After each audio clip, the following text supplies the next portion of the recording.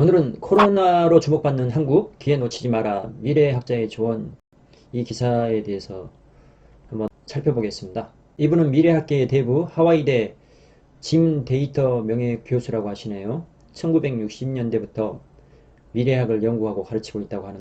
미래학이라는 것은 투자자한테 아주 중요하죠. 투자를 한다는 것은 미래를 예측한다는 얘기입니다. 이 부분은 예상이니까 그냥 넘어가는 걸로 하고, 지금 신종 코로나 바이러스 감염증 코로나19로 인해서 전 세계 사망자가 11만 명을 넘어서고 있다고 합니다. 언제 종식될지 모르겠지만 19 사태는 사스, 메르스는 물론 신종 플루까지 진작에 넘어섰고요.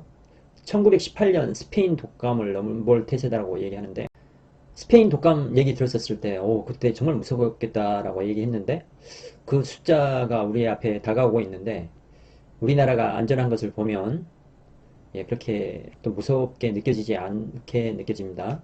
과연 미국이나 이탈리아에 있으면 좀 다를까, 이렇게 위험하게 느껴질까 이렇게 싶기는 하는데, 지금 이렇게 현재 한국에서 느끼는 분위기는 코로나19가 스페인 독감하고 비교가 되지 않습니다.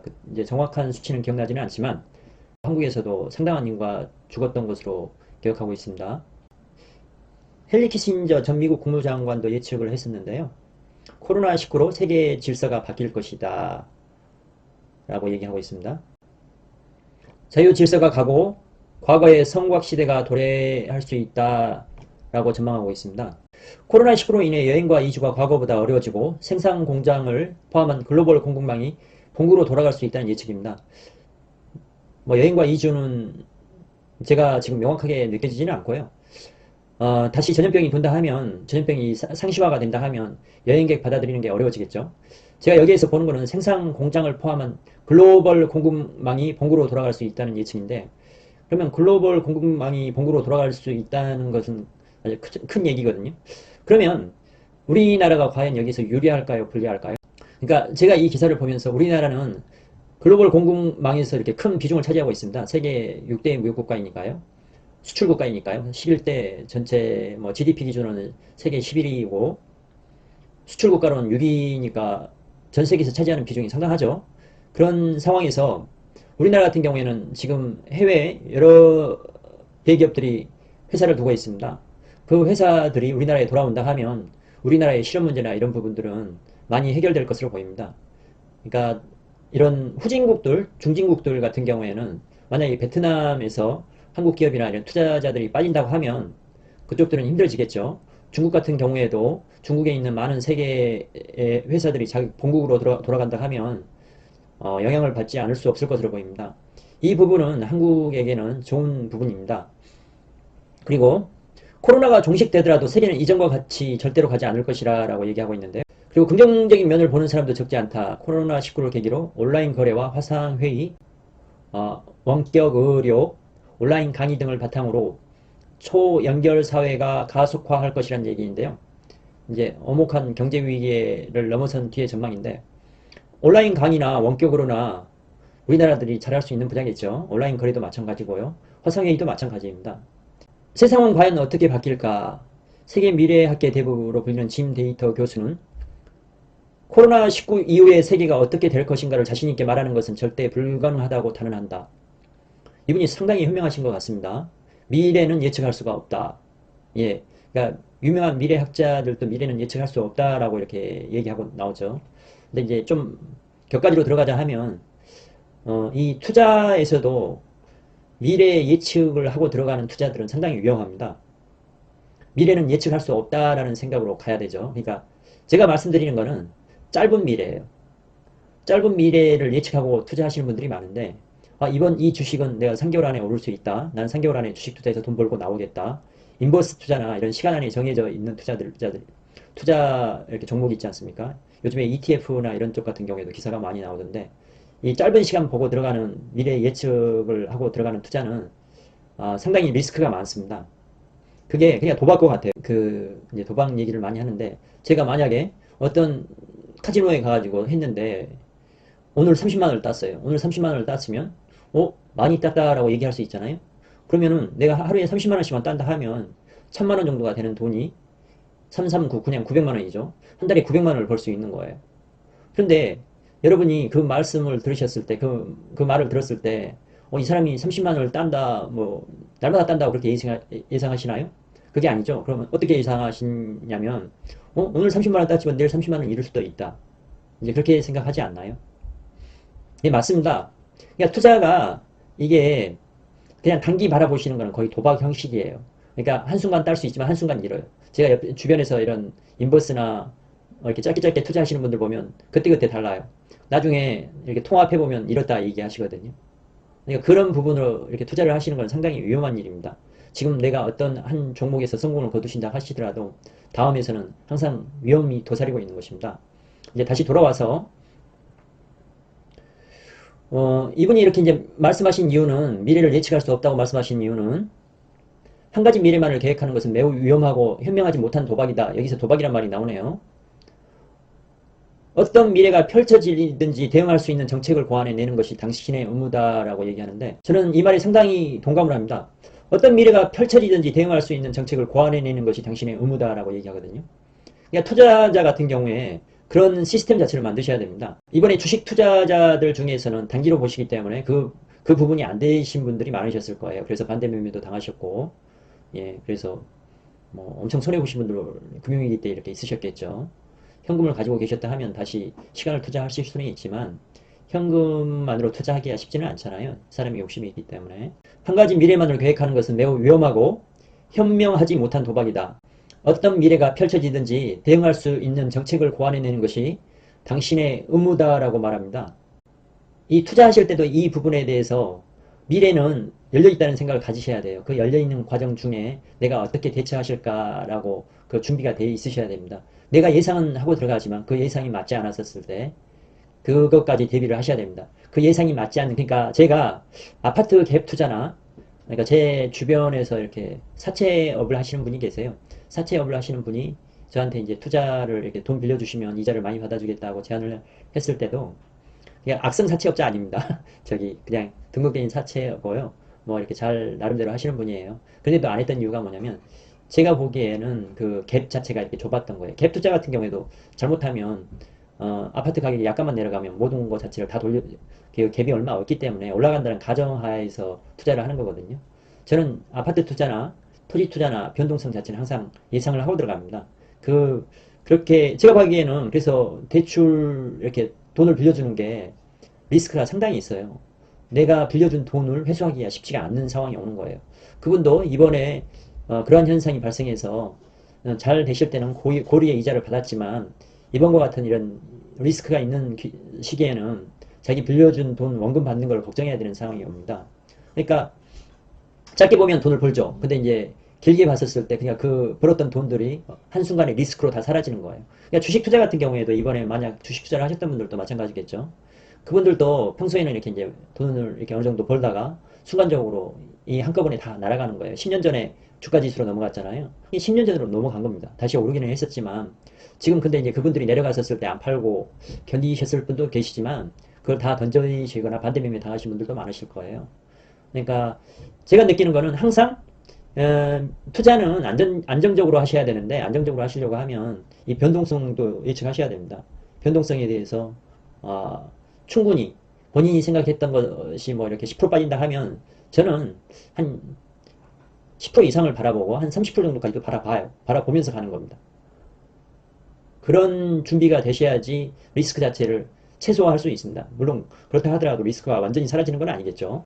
온라인 계약 준비 부족으로 우왕좌왕해온 한국교육부, 예, 이거 같은 경우에는 처음 하는 것이니까 좀 그럴 수 있고요. 마스크 인공 호흡기가 부족해 수많은 환자가 죽어가는 미국. 서구 선진국의 모습은 가능한 다양한 시나리오에 대응하지 않았기 때문이다. 일본도 마찬가지죠. 이제 자기들이 그렇게 되지 않으리란, 중국과 같이 되지 않으리란 자신감이 있었던 거예요. 그런데 이 마스크 같은 경우는 작은 거지 않습니까? 뭐 기술이 크게 필요한 것도 아닌데 제가 마스크를 잘 몰라서 그러나요? 마스크도 첨단 마스크가 있는 것 같긴 하던데. 근데 이런 거는 기술적으로 준비하려고만 하면 준비가 됐었겠죠. 근데 이런 것들이 이런 가능성이 없다라고 이렇게 이제 너무 이렇게 안일하게 생각한 겁니다. 그러니까 이런 측면에서 결국에는 지도자의 결정력인데 이런 지도자의 결정적인 측면에서 문재인 정부가 잘했다고 보는 것이 이제 제 개인적 뭐 내일 선거인데 그렇다고 해서 제가 뭐 더불어민주당을 지지하거나 그렇지는 않습니다. 이번에 그냥 문재인 정부를 평가하자면 이 부분에서는 잘했다는 얘기를 말씀드리는 겁니다. 데이터 교수는 지한파 미래학자다. 한국의 현실을 누구보다 잘 알고 높게 평가하고 있는데요. 한국은 현재 그 어느 때보다 전 세계적으로 주목을 받고 있으며 세계의 많은 국가와 다양한 영역에서 한국을 롤모델로 지켜보고 있다. 지금의 흔치 않은 기회를 놓치지 마라라고 하네요. 예, 절호의 기회라는 거죠. 이 절호의 기회를 잘 이용하면 한국에는 문자 그대로 전화위복이 될 수 있는 기회입니다. 물론 이 와중에 개인적으로 힘들어하시는 분들은 많이 계시겠지만 이번 기회가 대한민국으로서는 대한민국의 위상을 드높인 제 인생에서는 처음 이런 기회라고 생각을 합니다. 이 흔치 않은 기회죠. 처음 있는 기회예요. 근데 계속 그럴 수 있겠느냐. 잘하면 그럴 수도 있겠죠. 그러니까 이런 기회를 놓치지 말라고 얘기하는 게 데이터 교수가 얘기하고 있습니다. 코로나로 이제 세상이 어떻게 펼쳐지더라도 한국에 해야 될 세 가지 도전을 주문하고 있는데요. 첫째, 이제 더 이상 선진국을 따라가지 말고 스스로 선도국가가 될 것. 지금 우리나라가 따라가야 될 나라가 보이나요? 이제 제가 얘기하는 거는 산업적인 부분만을 얘기하는 건 아닙니다. 민주주의 쪽에서도 제가 저번 영상에도 말씀드렸는데 민주주의에서도 한국만큼 잘하는 나라가 있을까요? 국민성이 우리나라 국민들이 민주주의를 제일 잘 할 수 있는 성격을 가지고 있는 것으로 보여요. 모두가 동등하거든요. 우리나라 속담에 사촌이 땅을 사면 배가 아프다 뭐 그렇잖아요. 그런 게 있는데 그냥 그 모든 내 옆에 있는 사람이 나와 동등했으면 하는 심리입니다. 그러니까 거기 내 옆에 사람한테 지지 않기 위해서 노력하는 것도 한국민의 특징 중에 하나죠. 치열한 경쟁 속에서 살아가는 거예요. 근데 이제 그게 그러니까 민주주의에서는 표 하나로 이렇게 승부를 하지 않습니까? 뭐 똑똑한 사람이라고 해서 표 두 개로 하는 게 아닌데 대통령도 이렇게 쓸모없이 비판하고 이런 나라가 어디 있나요? 그리고 그러니까 이쪽 우리나라처럼 계급이 없는 나라가 제가 알고 있기로는 없습니다. 뭐 중국은 말할 것도 없고요. 영국도 말할 것도 없고요. 영국도 이렇게 보기와는 다르게 아시는 분은 아시겠지만 계급 자체를 인정하고 들어갑니다. 미국 자체도 이제 이민 사회니까 인종 간의 갈등도 있고 그렇겠죠. 근데 이제 한국은 인종 자체의 문제가 없기 때문에 이제 그런 것도 있고요. 예. 그러니까 민주주의를 하기에는 한국이 참 좋은 국가라는 거죠. 짧은 시간 안에 이 엄청난 수준의 최고의 수준의 민주주의 국가가 됐다고 이제 저는 생각하고 있습니다. 그 다음에 둘째는 지금껏 한국을 발전시켜온 경제와 정치 논리가 미래는 더는 통하지 않을 것이니 21세기 한국에 어울리는 새로운 길을 찾는 데 앞장설 것이라고 얘기하고 있습니다.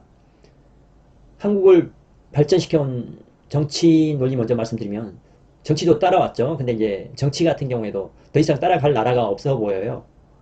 우리나라 정치에 대해서 뭐 삼류정치, 사류정치라고 이렇게 비판을 하는데 이제 그렇게 비판하시는 분들이 어느 나라 정치 체계가 꼭 그쪽을 따라가고 싶다 하는 정치가 지금 보이나요? 지금 그렇게 쉽게 보이지 않는 것 같아요.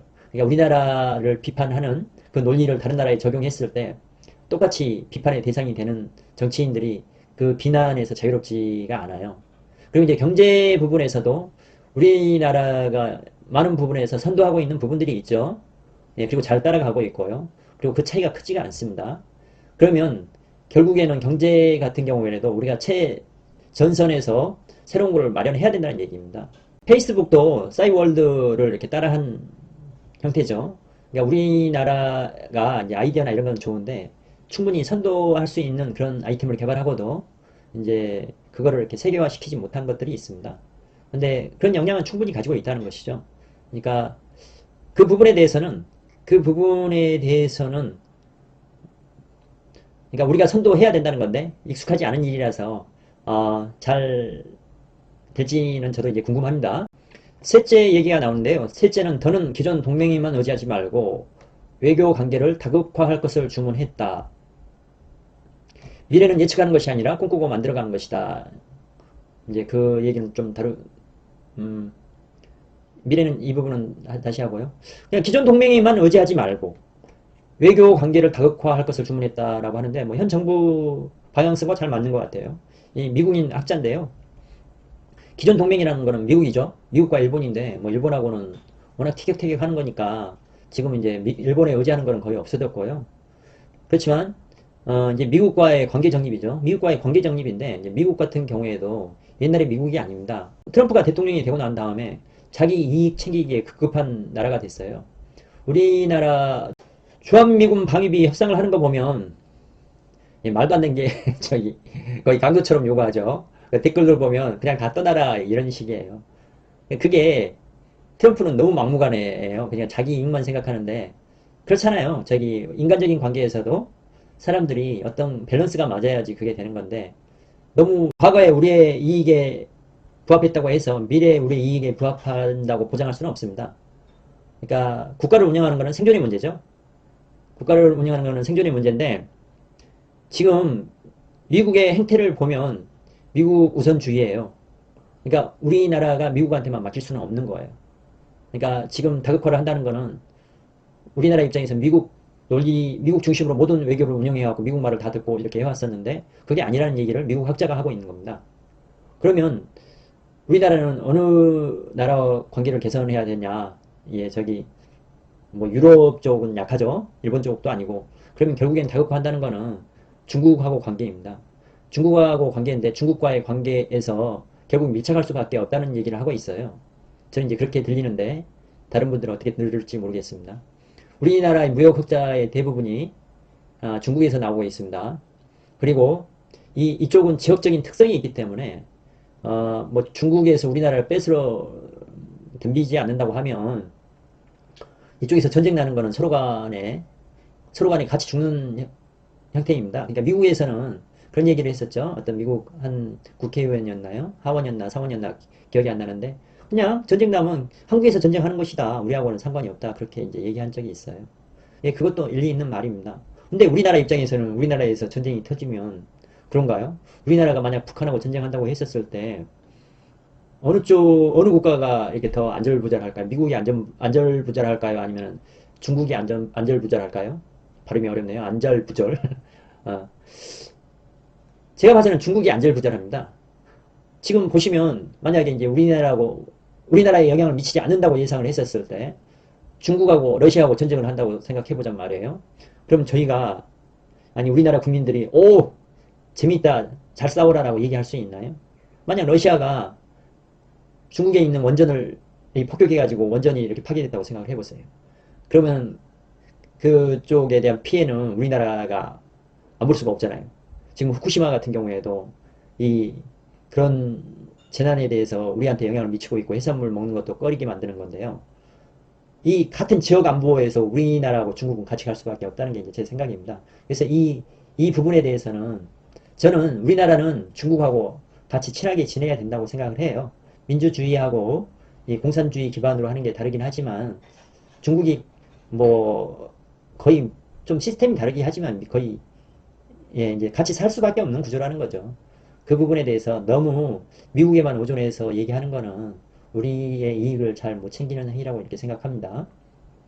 근데 여기에서 이제 최종적인 얘기가 이렇게 나옵니다. 미래는 예측하는 것이 아니라 꿈꾸고 만들어가는 것이다. 이 말이 두 말이 이렇게 연결이 되나요?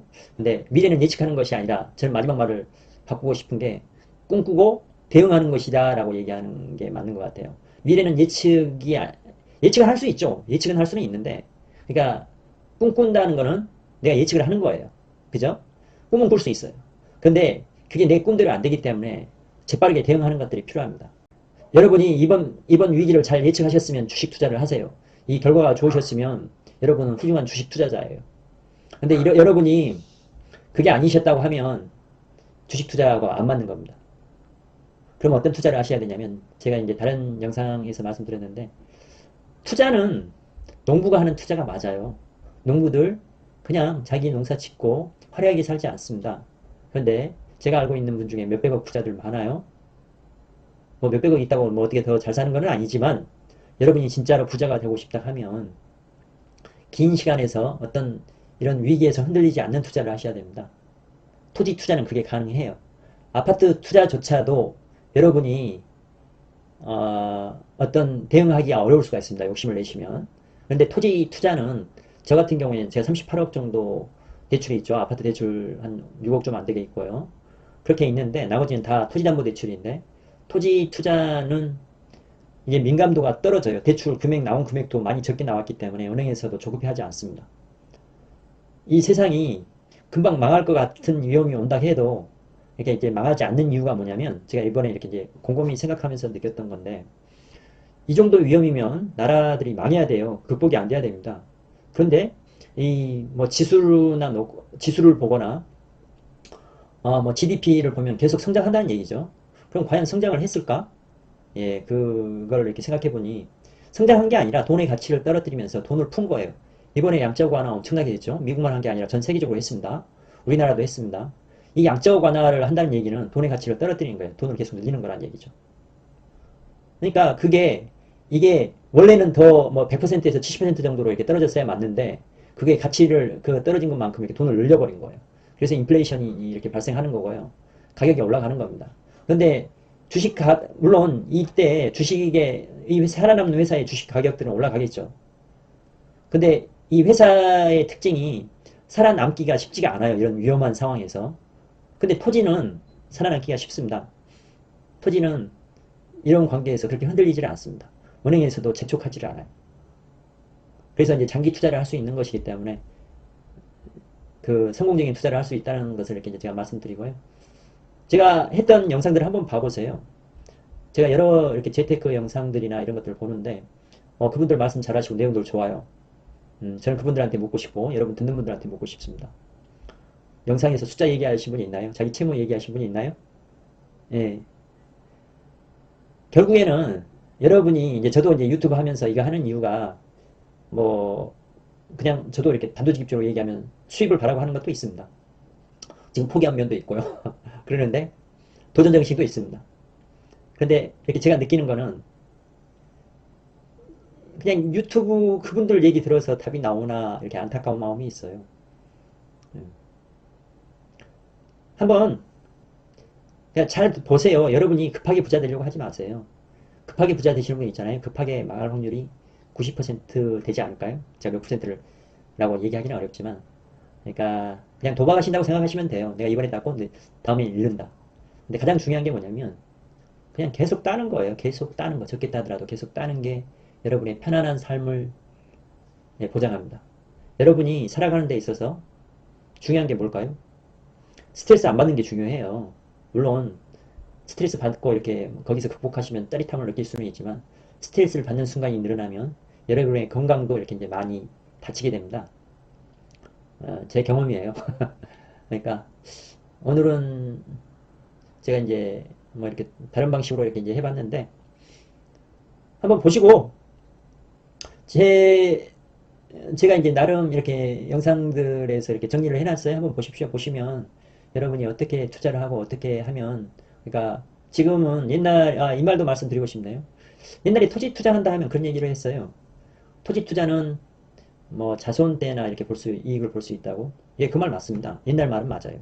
그럼 왜 옛날에는 그랬냐면 옛날 뭐 20살에 뭐 결혼을 하지 않았겠죠. 옛날이라 해도 조선시대가 아닌 이상은 학교 졸업하면 24 정도 되고 뭐 남자들은 27 정도 되니까 이래저래 일하고 돈 투자하려고 하면 한 10여 년은 있어야겠죠. 그럼 10여 년 있고 하다 보면 나이 40이에요. 40 이렇게 40에서 한다는 것도 상당히 빨리 하는 거니까 우선 집을 마련해야 되는 거니까.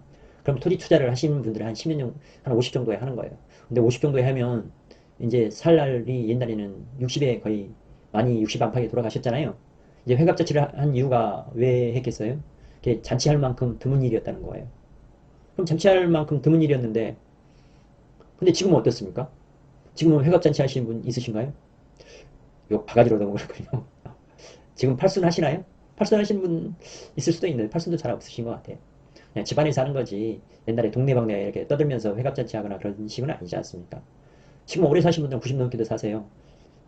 건강이 좋으신 분들은 시간이 지나면 지날수록 100세도 넘게 사시는 분도 있으실 것 같은데 그러니까 옛날 말로 하면 내가 한 10년 투자하면 토지 투자는 기본적으로 한 10년을 봐주셔야 됩니다. 근데 토지 투자만 10년 바라보냐? 그렇지 않아요. 주식 투자 잘하신 분들 얘기 들어봐요. 대단하게 얘기하신 분들 얘기하신 분 들어보세요. 워렌 버핏 20년, 30년을 얘기합니다. 바람의 숲이란 분, 김광철님 뭐 그분들도 장기간을 얘기해요.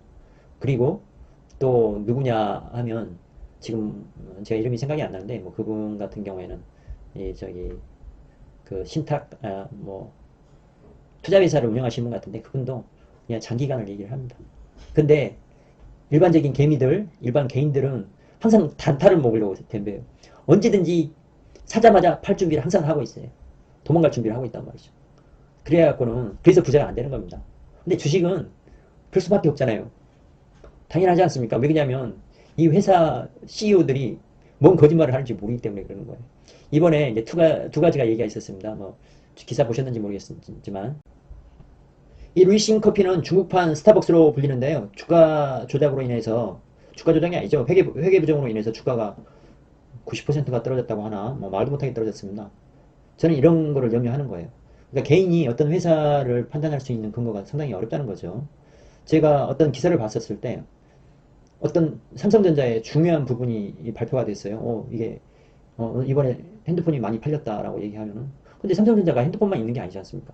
숱한 기업 이런 분야가 많은데 이 매출이 크게 일어났었을 때 그게 어떤 영향을 미치는지 제가 판단이 안 되는 거예요. 그 판단을 그걸 공부하려고 하면 미쳐버리는 거죠. 그걸 제가 어떻게 다 공부해요. 이제 그게 위험한 투자라는 거랍니다. 어떤 위험이 왔었을 때 이런 위기에서 내가 확신이 있으면 가지고 갈 수 있죠. 20, 30년 가지고 갈 수 있어요. 근데 그렇지 못한 이유가 내가 확실히 모르기 때문에 불안해서 이렇게 던져버리는 거거든요. 워렌 버핏이 20, 30년 가지고 있는 이유 제가 다른 영상에서 말씀드렸죠. 워렌 버핏은 회사를 사버립니다. 회사를 안 사더라도 그러면 그 사람들이 이렇게 들어갈 때는 그냥 회사 사장이 준하는 정도로 내부 정보를 알고 들어가요. 그 사람은 엄청 똑똑한 사람이에요. 네, 숫자에 대해서 엄청 밝은 사람입니다. 그리고 정보력이 엄청 좋은 사람이에요. 그러니까 그게 안 되기 때문에 저는 그게 안 되기 때문에 주식 투자를 안 하는 거예요. 해봤습니다. 안 해보고 하는 게 아니라 해봐서 뼈저리게 느껴봐서 저는 주식 투자 하시는 분 알리고 싶어요. 루이싱 커피와 같은 회계 부정이 안 일어난다고 여러분이 장담하실 수 있나요?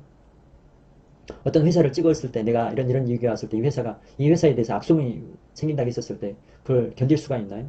이번에 코롱에서 했던 신약이 있었죠. 이제 관절염 쪽이었었는데 그게 한참 떨어졌다가 다시 부활돼가지고 다시 주식이 올라갑니다. 그럼 여러분이 그때 그 주식을 가지고 있었으면 그 안 좋은 뉴스에 그런 것들 상패까지 얘기가 나왔었는데 지금 가지고 계신 분이 계실까요? 쉽지 않다는 얘기예요. 계속 가지고 있으면 그게 살아나면 또 대박이 될 수 있죠. 그게 내가 도박을 해야 된다는 얘기입니다. 여러분은 도박을 하시면 안 돼요. 투자하고 도박은 다른 겁니다. 투자를 하세요. 투자를 하셔야 됩니다. 땅은 회계부정을 하질 않아요. 여러분이 땅 투자를 해서 실패하시는 건 어떤 경우냐면 기획부동산 뭐 그런 거죠. 기획부동산 통해서 그리고 가격을 너무 높게 사셨을 때 좀 고생하시면 근데 10년 고생하시면 그래도 몇 배의 이익은 있습니다. 제가 기획부동산이 5배에서 10배를 붙여먹는데도 불구하고 한 10몇 년 지나니까 저도 몇 배의 이익 본 경험들도 있고 그러거든요. 그런 거예요. 그러니까 땅은 여러분이 공부를 안 해서 문제인 거예요. 물론 주식 잘하신 분 저한테 그렇게 얘기하실 수는 있지만 땅에 대한 정보는 다 노출이 돼 있어요. 그리고 땅은 가갖고 뭐 회계 부정하거나 CEO 리스크 뭐 이상한 짓 하거나 CEO가 이상한 짓 하거나 그런 리스크가 전혀 없습니다. 그래서 여러분이 진짜 부자 되고 싶으시면 토지 투자하십시오. 아파트 투자? 예, 그것도 잘하시면 되는데 아파트 투자는 어, 아파트 투자는 이제 토지 투자만큼 이렇게 부자가 되기 쉽지 않고요. 아파트 투자는 어떻게 보시면 되냐면 그냥 여기서부터 이 가격에서부터 올라가는 게 시작되는 거예요. 근데 토지 투자는 뭐냐면 토지 투자는 가격 갭이 큽니다. 가격이 이 정도 갭이 있으면 내가 열심히 공부하시면 이쪽에서 잡으실 수가 있어요. 근데 이 옆에서 빈 땅에서 개발을 하고 있잖아요. 그 개발이 완료되는 시점에서 토지는 확 올라갑니다. 토지 투자는 어느 지역에서든 성공할 수가 있어요. 근데 아파트 투자는 그렇지는 않잖아요. 제가 수지에 아파트 투자했는데 10년 동안 예, 원금 찾는데 10년이 걸렸나요? 근데 그 수지만 그런 게 아니라 아파트 같은 경우 그럴 경우가 많습니다. 근데 수지 주변에 토지를 사신 토지들이 있잖아요. 토지 같은 경우에는 10년 지나서 어떻게 됐을까요? 적어도 몇 배는 올랐습니다. 많게 오른 데 같은 경우는 한 20배 오른 데도 있어요. 수지 주변에서도. 물론 허가 나는 땅이어야 되겠지만 이제 그런 게 이제 토지 투자예요. 같은 지역에서 놓고 보면. 그래서 저는 좀 이렇게 안타까워요. 제 영상이 여러분한테 이렇게 어느 영상의 내용보다도 중요한 내용인데 그만큼 이렇게 이제 사람들이 봐주지 않은 거에 대해서 이렇게 좀 안타까운 마음이 있습니다. 오늘은 이만 줄이겠습니다. 감사합니다.